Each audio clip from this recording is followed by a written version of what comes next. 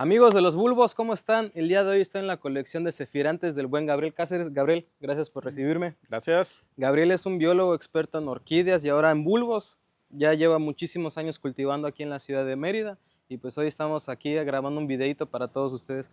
Gabriel, ¿en qué momento te fascinaron los cefirantes, las brujitas? ¿Cuándo fue que dijiste, ya voy a empezar de lleno con esto? El vicio de lo empecé, para empezar, hace muchos años. El doctor Carnevali me regaló 2 bulbos. No estaba yo muy metido con los cefirantes. Me regaló cefirantes, la nativa de acá que es citrina, y me regaló cefirantes clorosole. Y algunos emirocalis que él cultivaba, que me dijo, toma, los hace cargo de ellos porque prácticamente un día van a servir, me dijo. Que fue como hace 20 años eso. Y después conocí a Víctor Hugo Menéndez, y con él empecé a adquirir algunos cefirantes de origen tailandés. Okay. Empecé a meterme un poquito más y así empecé a cultivar cefirantes.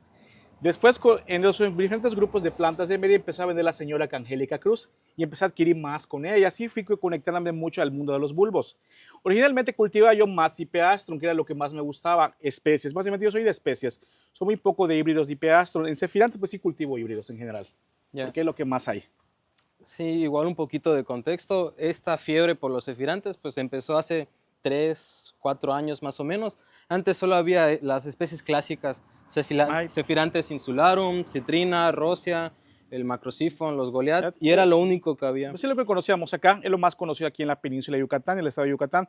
Cultivando bulbos así en cierta senda, tengo como ya, bueno, hace 20 años me dio el doctor Carnevali, que lo empecé como a comprar con Víctor, fue como 10 años tiene esto. Ok, entonces prácticamente pues son 5 o 10 años en que ya estás... Sí, Víctor era de los primeros que traía bulbos de importación en aquel tiempo. No eran muy accesibles, eran un poquito caros. No era para todos en aquel tiempo. Ahorita ya son económicos, ya no es muy caro, hay miles de opciones, miles de proveedores, pero sí, daba un poquito de trabajo conseguir bulbos. Sí, ya ahorita ya podemos conseguir híbridos tailandeses, incluso híbridos nacionales. Está el cuate Ángel, que él también... Y de los rojos muy buenos, cosas muy buenas en cultivo.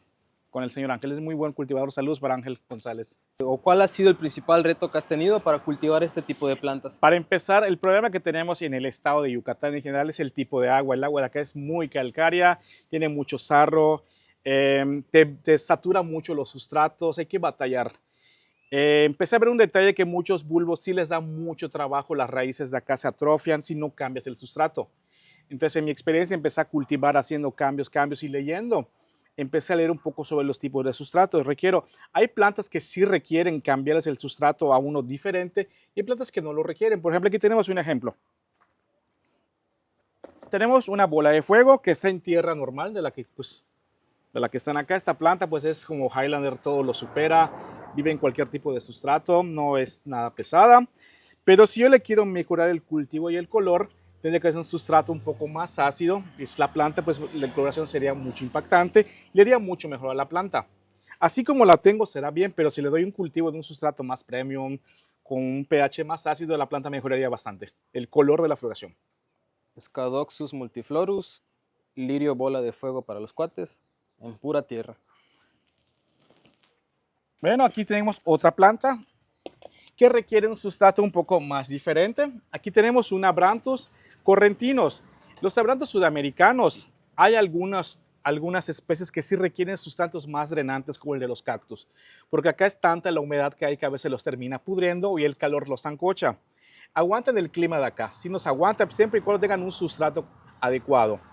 Cuando yo empecé a cultivar estos, prácticamente Víctor fue el primero que los trajo, porque el Víctor los trajo y no son económicos. Porque hay gente que critica que son muy caros, los venden muy caros. No, no son económicos. No son muy económicos. Y Víctor fue el que los empezó a traer. Empecé a cultivar con un sustrato normal, pero veía que se me empezaban a podrir, veía que habían problemas. Y empecé a probar con un sustrato de cactus y me resultó bastante bien. Es drenante, para que vean. Filtra bien y soporta toda la estación de lluvias de acá.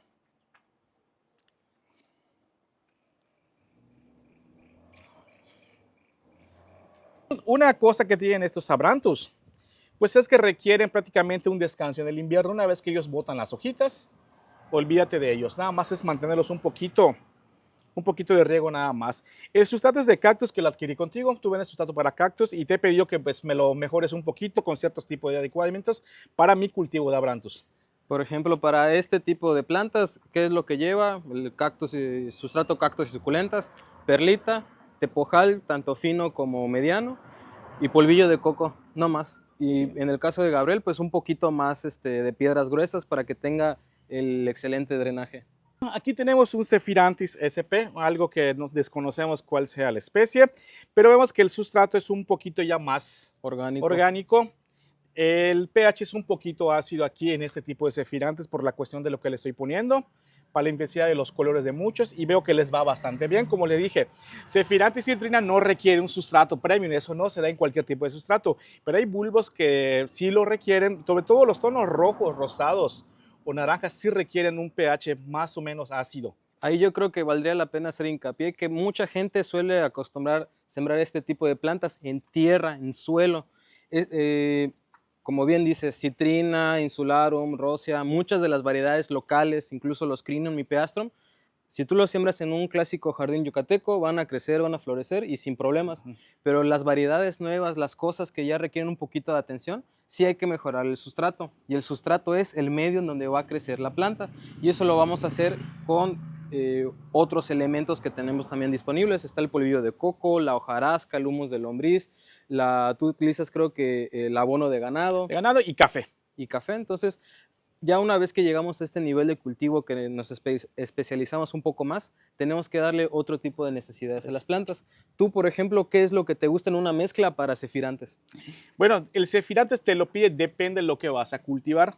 Si tú quieres tener colores muy intensos, pues yo hago un sustrato, te pido un sustrato más especial, yo la completo con otras cosas. Si es un Sephiranthus pues que no común, que no requiere tanto problema, pues con un sustrato premium normal o con tierra normal de acá, que también pues se corría tierra contigo normal, ¿te sirve para eso? No hay problema. Por ejemplo, estoy observando con algunos cambios que he hecho de macetas, que hay gente que dice que no sí importa mucho. Cuando un sustrato está muy vencido, las raíces están atrofiadas de las plantas, se ve que el sustrato está lleno. Bueno, aquí vemos una cosa que no he cambiado. El sustrato aquí ya está atrofiado, vemos que la planta ya no crece más. Vamos a mostrarlo para que todos lo vean. Nombre común, nosotros decimos que está apelmazado, que está muy duro. No puedes meter tu dedo. Y está compactado. Y está compactado. Pero la planta a simple vista pues está bien. Pero hay que mejorar el cultivo. Sí. Y poco a poco he estado cambiando. Como son tantas plantas que veo, Camilo, pues no las puedo cambiar así como que rápido. Conforme voy avanzando he estado cambiando ahorita prácticamente mucho sustrato. Me falta cambiar muchos Cipeastrum y algunos Sephiranthus que sí lo requieren. Igual a Gabriel utiliza el sustrato universal premium, que es una fórmula que hace años diseñé. Y pues sí, me da gusto que en su momento me dijiste, no, véndeme de ese. ¿Y cuál vendes? Y ya llevas rato comprándome. Sí. Pero aparte de eso, tú le has puesto tierra, le has puesto otras cosas. Sí. Pero al momento de hacer este cambio, ¿cuál fue la diferencia que viste en tu cultivo? El tono de las flores es espectacular, sobre todo los rojos, los naranjas, los rosados. Hay plantas que sí lo requieren. Que sí. Por ejemplo, hay un Sephiranthus que se llama Dolly Red, que se lo adquirí con la señora Angélica Cruz. Si tú le pones en tierra normal X, te florece la flor toda pálida, de verdad, no, y con un sustrato con un pH ácido. Pues es que yo contigo el premium que lo hemos mejorado. Yo te he dicho que mis requerimientos, cómo lo requiero, porque me lo has dicho, recuerda mis requerimientos, no como lo vendes normalmente. Sí. Pues sí, la flor es impresionante, hasta se le he mandado fotos a Ángel González y me ha felicitado con muchos de mis floraciones, que el tono salen correctos los tonos de las floraciones. Además de los sustratos, otro factor importante es dónde vamos a sembrar a la planta, en las macetas. Cuando nosotros adquirimos un bulbo, ¿cómo es el tratamiento que tú le das? Mira, la regla de los Sephiranthus es la misma que aplica para las orquídeas. Maceta pequeña, bulbo plantado en maceta grande es bulbo muerto, y más en tierra que es más compactada, peor. En mi experiencia, cada quien cultiva diferente. Un bulbo recién llegado como este, pues está en una maceta pequeñita. ¿De cuántas pulgadas es esta? De 4 pulgadas. Aquí tenemos una recién sembrada, aquí tenemos otra que ya tiene más tiempo con el follaje. Vemos la diferencia. Es la regla. Yo voy trasplantando conforme va, la maceta se va llenando, se va tupiendo, voy cambiando según a la maceta que sigue. Por ejemplo, aquí vemos, puedes agarrar este Abranthus, Camilo. Aquí la planta me aguantaría prácticamente un año más. Muchos dirían, ya la debes cambiar. No, la planta tiene que reventar prácticamente, llenar todo el espacio. Lo que le gusta mucho a los Sephiranthus son macetas compactas. Mientras más compactadas estén las raíces, son felices los bulbos. No hay que estarlos dividiendo a cada rato. O sea, eso no se hace. Sí, porque estar dividiendo los bulbos a cada rato, en vez de que tengamos una planta sana y vigorosa, le restamos fuerza a la planta. ¿Y qué significa? Menos flores y un crecimiento más lento, ¿o no? Esa es la regla. Aquí tenemos un palenque, lo puedes traer igual, mira. Vean cómo está la planta. Y hace unos días te das cuenta, tiene muchas flores muertas. Tuvo como 10 botones, 10 capullos tuvo abiertos. Bulbo recién sembrado contra bulbo que ya tiene más días o semanas de que se sembró. Y una planta ya más establecida. El siguiente tema súper importante y yo creo que es el que más nos afecta es la calidad del agua. Nosotros por vivir en una zona muy cerca de la costa y por toda la situación geológica, tenemos un suelo prácticamente cubierto por pura grava, por pura piedra kárstica. Entonces el agua está cargada de minerales, tiene un pH pues ligeramente alto y además tiene mucha dureza el agua. ¿Qué quiere decir esto? Que tiene mucho calcio y tiene mucho magnesio, que eso a la par pues nos provoca el sarro y eso no es muy bueno para este tipo de plantas y la gran mayoría de plantas en general. ¿Tú qué has visto en cuanto al cultivo de cefirantes con nuestra agua local y qué alternativas has hecho para Bueno, controlarlo? hace tiempo yo regaba con agua del normal, la normal de acá, prácticamente. Y las que son las plantas de adelante, porque atrás tengo otro tipo de plantas. Yo regaba con agua normal acá, no me preocupaba mucho. Pero veía prácticamente, pues hice una observación, veía como que estaban un poco, las plantas como que las regaba y no les gustaba mucho. Se caleaban mucho las hojas. Si te das cuenta, Camilo, mis plantas no tienen ni una mancha las hojas de cal. Todas están limpias. ¿Sabes? Tú eres testigo. Ni una mancha de cal pueden ver, ni los adenium. Nada, todo está limpio. Todo está limpio. Pues yo rego mis orquídeas con agua con un pH ligeramente ácido, entre 6 a 6.5. Y empecé a hacer la observación de empecé a regar prácticamente las plantas de adelante con ese tipo de agua. Cada quien puede regar como quiera, pero si quieres un cultivo exitoso, prácticamente, yo siempre lo he dicho, cada quien lo hace a sus posibilidades. Empecé a regar con agua ácida. Tengo una cisterna de 250 litros atrás, que se llena con agua normal. Y lo que le hice, le puse un filtro que me suaviza el agua, que me elimina las sales del agua. Y le pongo vinagre blanco prácticamente, porque si fuera de manzana sería más óptimo, pero no, se me dispara mucho ya eso. Y me baja el pH y das de cuenta que tú das de cuenta, ve mi cultivo.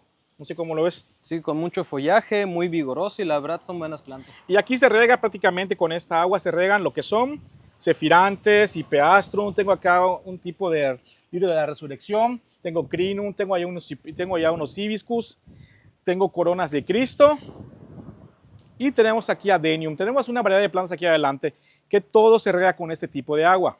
Otro tema importante es la fertilización. De por sí, en el suelo, en el sustrato que nosotros preparamos, pues ya viene cargado de algunos nutrientes. Pero como todas las plantas, no está de más ponerle un fertilizante de liberación lenta. ¿Tú utilizas alguno? Sí, utilizo varios fertilizantes. Por ejemplo, te compré a Dios Mocote. Últimamente, pues como no te veo, se lo compro a Martín Resta. Él me distribuye fertilizantes y algunas macetas. He comprado con Julián Parra. Ustedes pues son los que venden más llenados fertilizantes. El Peter es bueno, pero yo no lo utilizo porque me arruinaría. No, te cuesta 200 pesos el kilo de ese. Si vas a usar tu bombita, pues sí te rinde, pero como es un tinaco, pues se hace más caro. Uso Bifolam, es económico, 130 el litro y lo utilizo prácticamente 250 ml por el litro de agua. Prácticamente ese me tarda para 4 cargas, me da, de tinaco. Yeah. Bifolam, uso un enraizador aparte, creo que es Rutin te mandé. Y utilizo a veces algunos elementos como poliquel. Alguna vez se lo meto. Cuando divido bulbos o plantas es cuando uso Biosim, que ese hay que tener mucho cuidado, no se puede utilizar cada rato. Realmente no hay que darles tantísima fertilización. Son plantas muy nobles, pero sí hay que darles solo lo justo a estas plantas. Otra cosa en este cultivo es que siempre van a aparecer, como en todos los cultivos, plagas y enfermedades. Las plagas creo que más comunes con los lirios pues sería la cochinilla algodonosa. Sí, ¿no? esta es problemática, es muy problemática. Esa hay que estar muy atentos con ella. La manera más fácil de erradicarla es con algo sistemático. Si no quieres ser tan así como que meter algo tan invasivo, usa jabón potásico con aceite de neem. Muy bueno. Pero ya si quieres hacer algo más agresivo, hay otras opciones. Sí, siempre la opción orgánica pues para ser amigables con el ambiente está bien, pero ya cuando tenemos algo muy agresivo, pues sí podemos utilizar la opción química. El problema de algunos bulbos es que vienen de lugares muy secos. donde no llueve tanto y aquí tienen tendencia rápido a que les entre hongo y se pudren. Hay un tipo de fungicida que ahorita no me acuerdo de la marca, no sé si es Alet, creo que te lo pasé una vez. El Aliet. Aliet se llama, ese es muy bueno, el único detalle es que es muy caro, pero es buenísimo, eso me lo recomendó un gran cultivador de cefirantes y funciona. Aquí la cuestión también es tener las plantas de preferencia no muy juntas. Aquí pues es un poco imposible por el espacio, pero teniendo cierta distancia entre planta y planta nos ayuda también a tener la ventilación y sanear nuestras plantas. Pues una ventaja que tengo, ve cómo corre el aire, está súper ventilado acá. Sí, Es la en ventaja que tengo. lugares donde corre bastante el aire, pues esto se reduce, aunque haya mucha planta apretada. Pero si donde nosotros tenemos cultivando estas plantas es muy caliente, no corre mucho el aire y además está la planta demasiado junta, ahí ocurren este tipo de problemas. O un tip para eso es poner unas mesitas improvisadas con guacales o con pedazos de madera para levantar las plantas al menos a la altura del pie, de la cintura. Puedo utilizar el tipo de maceta que te mostré, pues si puedes levantar esta, para que veas que la maceta pues tiene esto. Sí, este tipo de macetas que tienen como unos piecitos ayuda con el drenaje. Y algo curioso que tú hacías, perforabas también al lado de las macetas. Eso ayuda también al drenaje. Sí, bastante el drenaje. Que ahorita casi no me da tiempo, pero sí lo hago a veces. Y cuando son bulbos que son carísimos de París, pues sí que hay que cuidarlos más. Estas plantas son fanáticas de la luz, prácticamente están expuestas a pleno sol, pero no le da luz todo el día. ¿Cuánta luz reciben tus plantas? Depende de la parte donde esté. Por ejemplo, las plantas a la hora 12 del día es cuando tienen más luz, de 12 a 1. Conforme se va avanzando el sol, tengo un árbol acá de Guayacán. Y él me hace el paro que prácticamente cuando el sol ya se puso para acá, pues ya le dio sombra a esto. Y en la mañana cuando viene el sol, pues todo lo de acá se ilumina, como que sí, alterna el sol acá. En mi caso, en mi colección, pues tengo una malla sombra que eso le da muchísima luz todo el día, pero lo filtra. Estas plantas, al menos aquí en Mérida, creo que no pueden estar expuestas completamente al sol, pero sí darle una filtración, ya sea un arbolito, una malla. Bueno, las especies de la región sí la aguantan, pero las que vienen de importación, las tailandesas, sí están a pleno sol, pero es un sol más tropical, mucho más húmedo. Sí. Gabriel, para las personas que todavía no se animan con este tipo de plantas, ¿qué mensaje tienes para ellos? Pues que es un joven muy bonito, que se animen. Si tienes espacios pequeños y no grandes, puede ser una buena opción los bulbos. Lo único que sí requieren mucha luz y son amantes de la lluvia y por eso le llaman rain lilies. Son las brujitas o también lirios de la lluvia. O mallitos como los conocen en el centro del país. Sí, son plantas muy bonitas, vale bastante la pena. A veces podemos decir, por ejemplo, en la época de secas, no, pues son unos pastos todos feos, no tienen chiste. Alguien me comentó eso. Igual a mí mucha gente me dice, no, están feos los lirios, ¿para qué los cultivas? Pero la verdad, una vez que ves las flores, es otra cosa. Pues yo tengo unas fotos que te pasaré para que veas el video cuando son. Algo que yo les aconsejo, no estén dividiendo los bulbos a cada rato. Lo que uno busca como cultivador son floraciones masivas. Y eso es lo que a mí me encanta, que cuando florecen, mis macetas se quedan llenas. Pues ahorita, la semana pasada subí mucha flor porque llovió. Pues hoy es como que está a punto de llover. Esta semana, si llueve, volveré a tener floraciones masivas de muchas plantas llenas. ¿Quieren tener éxito en su cultivo? Dejen que crezcan las plantas, denles la atención justa y necesaria, tampoco las chiquen, igual por chiquear las plantas luego se mueren. Entonces, estas son algunas de las recomendaciones de la experiencia de cultivo de Gabriel. Muchas gracias por compartirlo y seguimos en los videos de los cefirantes acá en el grupo y también en la página de Milo Vallejo. ¿Un último mensaje? Pues tenemos una plática pendiente más detalladamente con Víctor Hugo y Angélica, hay que planearla bien para hablar un poco más. Prácticamente es algo rápido, improvisado, de la calidad del agua, que sí importa mucho. Por digo, uno lo hace cada quien a sus posibilidades. Yo como pues, lo puedo hacer, pues sí puedo porque tengo orquídeas. Pero si uno quiere mejorar su cultivo, cambien sus sustratos. Pero como les comento, no todo lo requieren. Lo requieren cierto tipo de plantas. No quiere decir que vas a poner un citrina, no les estoy diciendo eso. Sí. Y también la forma en la que cultiva él es diferente a la que cultivo yo, a la que cultiva Angélica, a la que cultiva Víctor Hugo.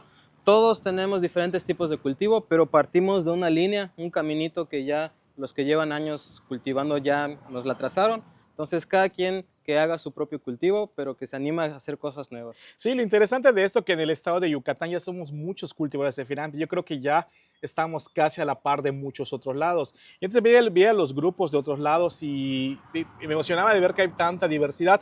Ahorita aquí en nuestro estado tenemos tantos cultivadores. Y con la señora Angélica que trae esos tonos rojos que trae Angélica Cruz, que por si el que quiera tono rojo lo puede adquirir con Angélica. También nuestra amiga Delia vende bastante cosas buenas, nuestra amiga Delia. Y hay varias personas en el grupo que venden prácticamente. Yo no hago envíos porque se me complica mucho, pero sí les recomiendo a estas dos personas el que quiera porque me escriben que si vendo, no vendo. Vendo muy poquito de lo que saco, pero es aquí local porque no es como que mi hobby.